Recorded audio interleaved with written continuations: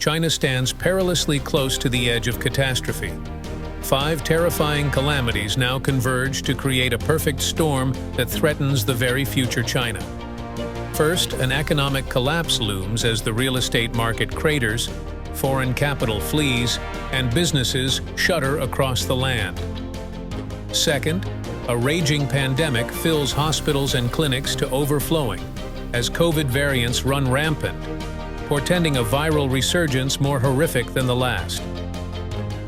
Third, freakish cold snaps bring Arctic temperatures and snow that disrupts transport and imperiling lives. Fourth, at the highest levels of power, political plots simmer as top ministers fall in suspected military coups. The country's leaders scan the horizons for black swans even as gray rhinos thunder toward them.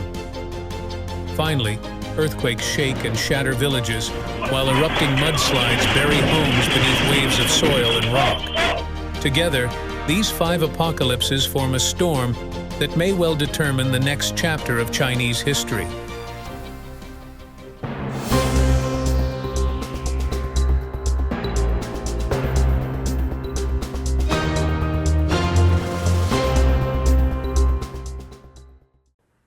Devastating 6.2 magnitude earthquake in Gansu and Qinghai leave hundreds dead and missing.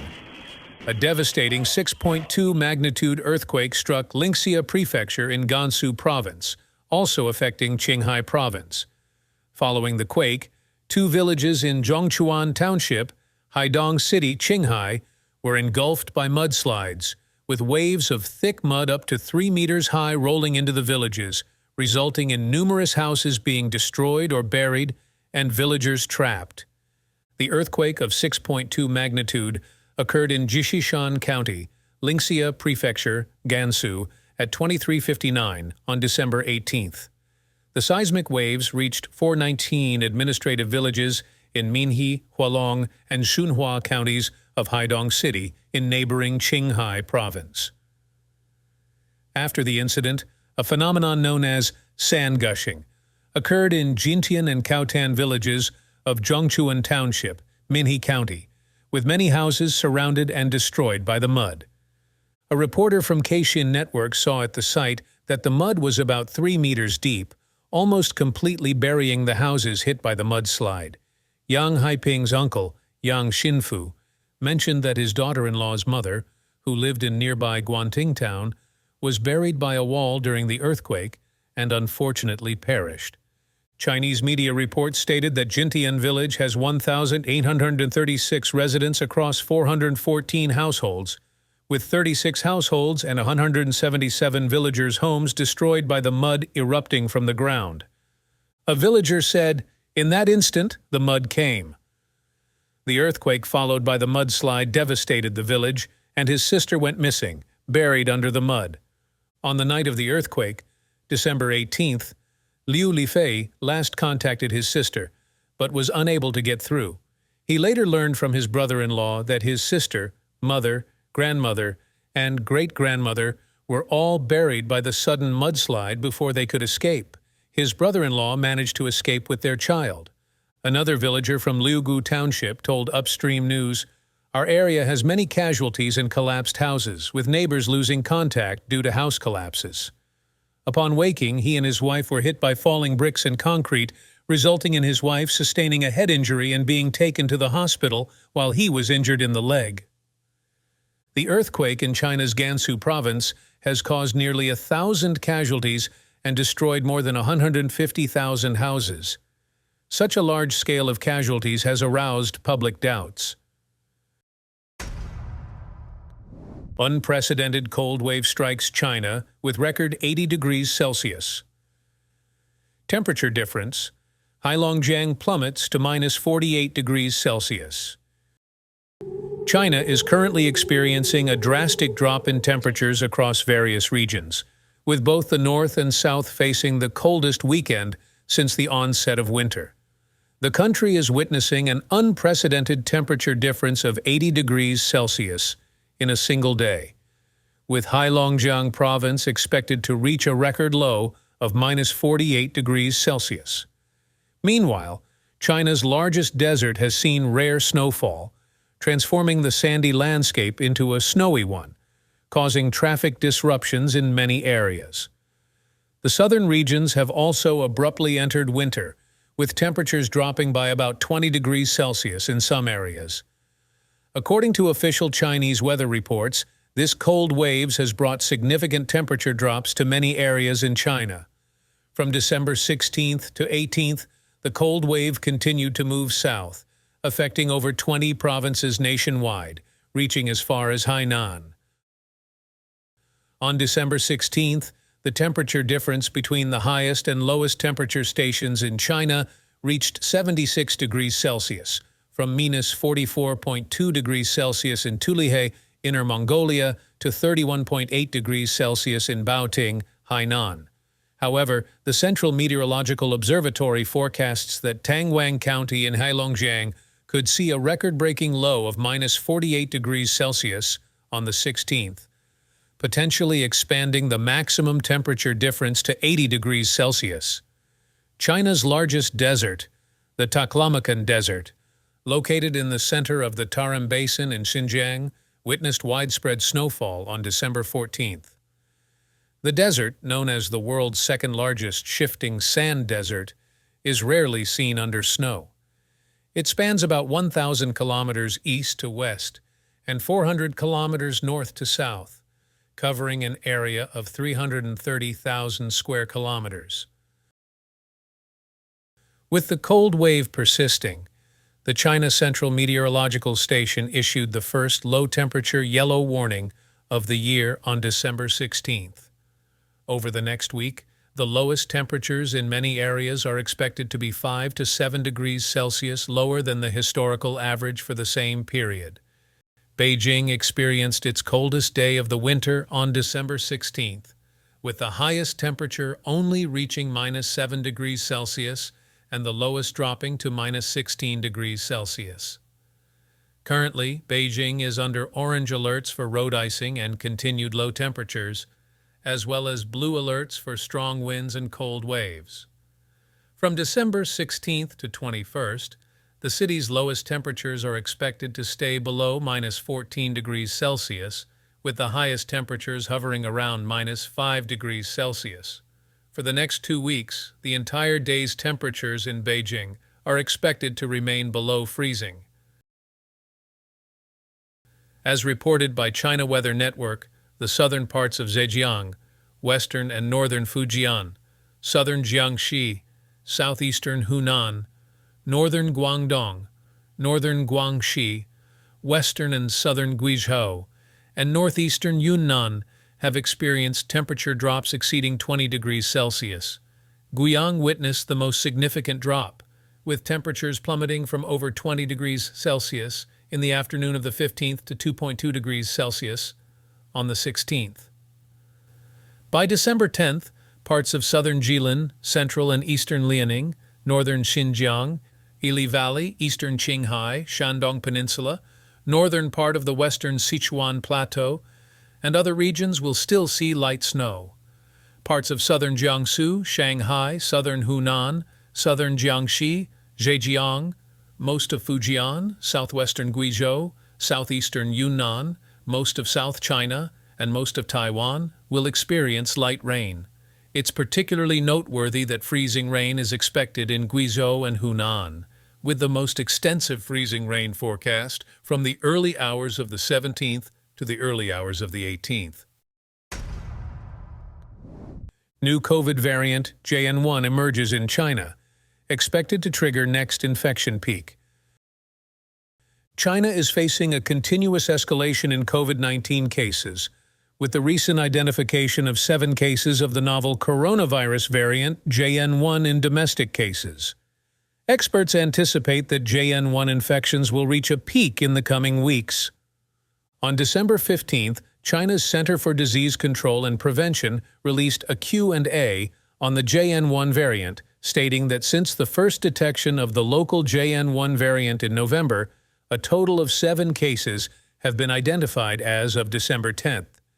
There is a possibility that JN1 could become the dominant strain in China. JN1 is a second-generation sublineage of the Omicron BA.2.86 variant and is recognized as a sublineage with a strong transmission advantage within the BA.2.86 variants. Some experts forecast that JN1 will trigger a new peak in infections within the next few weeks. On December 12th, Pengfei Wang, a young researcher at Fudan University School of Life Sciences, told the paper that considering the decline in antibody levels after the previous wave of infections, combined with JN1's strong immune evasion capability, it might spread in China from January to March 2024, leading to a new peak of infections. The new wave of the pandemic has been spreading across China for several months, with many mainland citizens revealing that the number of deaths and sudden deaths have increased recently due to the continued peak in hospital visits. On December 15, a chief physician of traditional Chinese medicine at a tertiary hospital stated that the fourth wave of COVID variants has arrived in China, with infections showing explosive growth. Currently, the situation is particularly severe in areas like Shanghai, Chongqing, Anhui, Hubei, and Shanxi. Due to the authorities' concealment of the COVID-19 outbreak, people mistakenly believe they have contracted the flu. Ms. Wang, a resident of Xianyang, Shanxi Province, told New Tang Dynasty TV that she had caught a cold and stayed home for 4 to 5 days.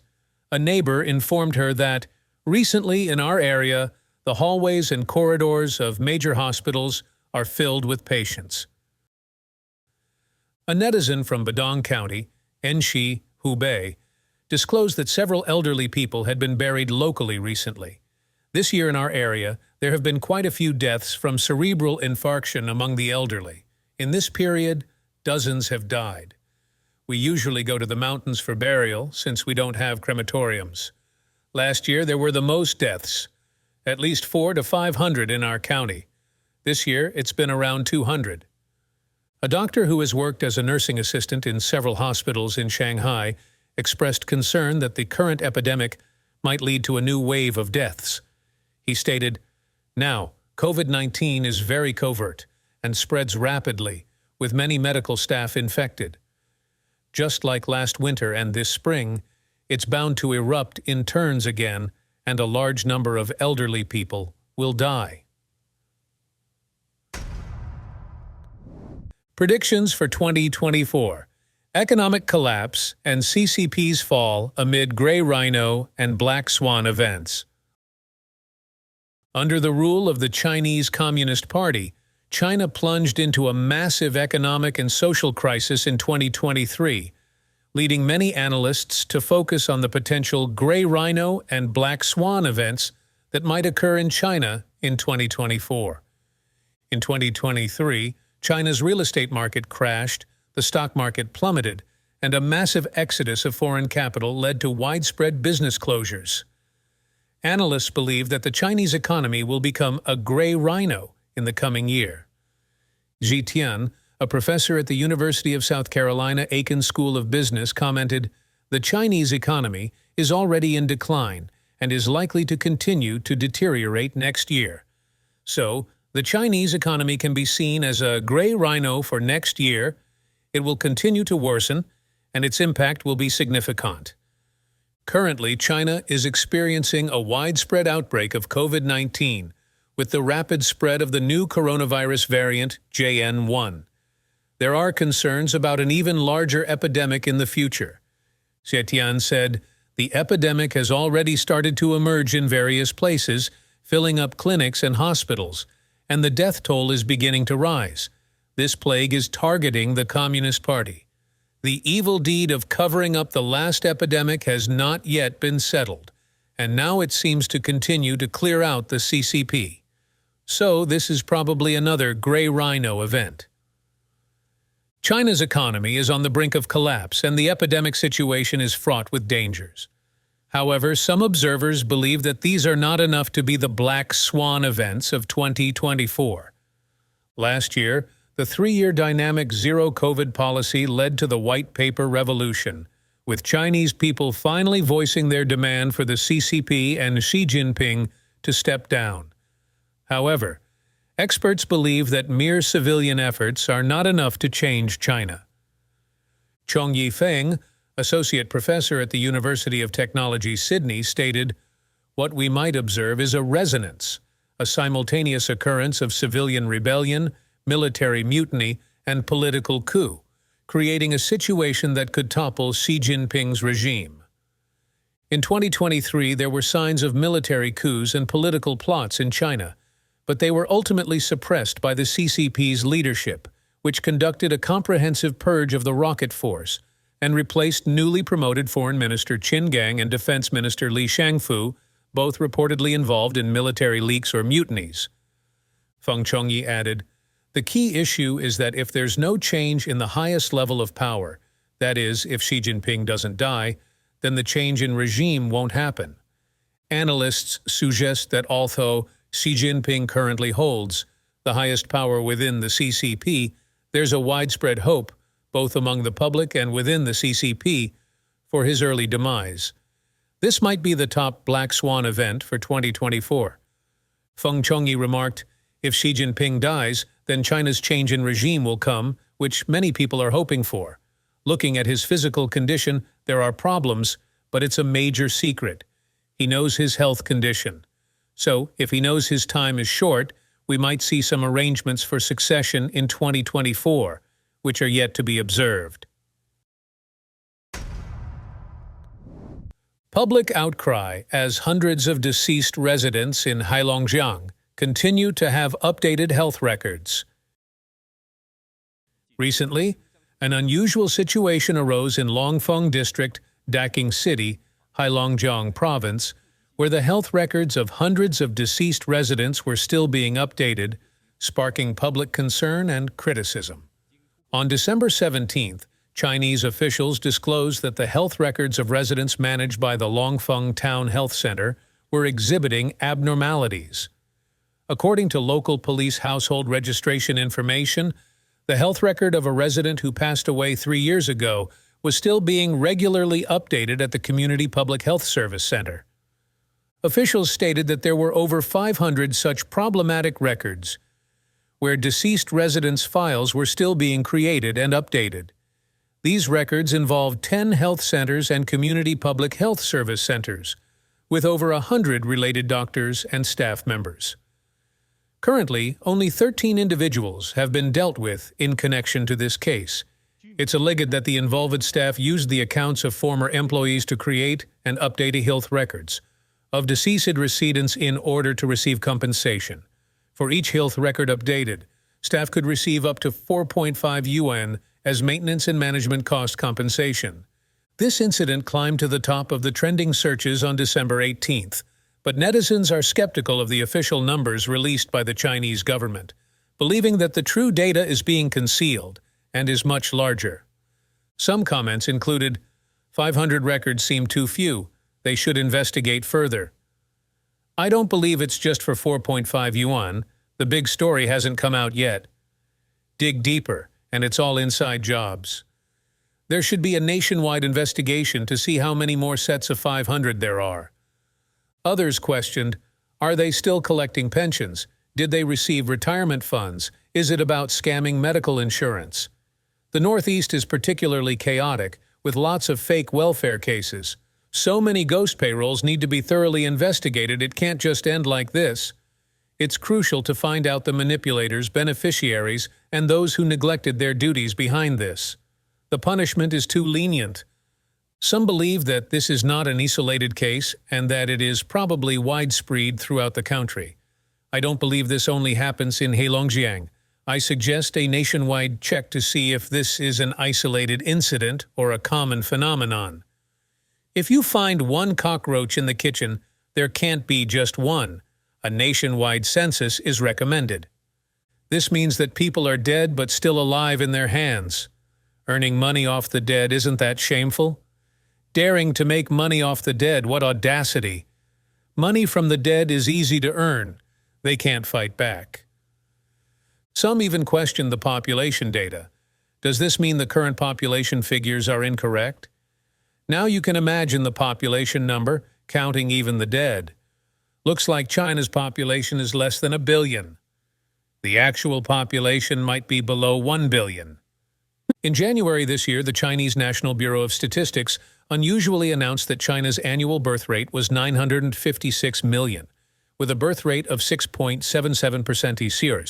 The death rate was 10.41 million at 7.37% year.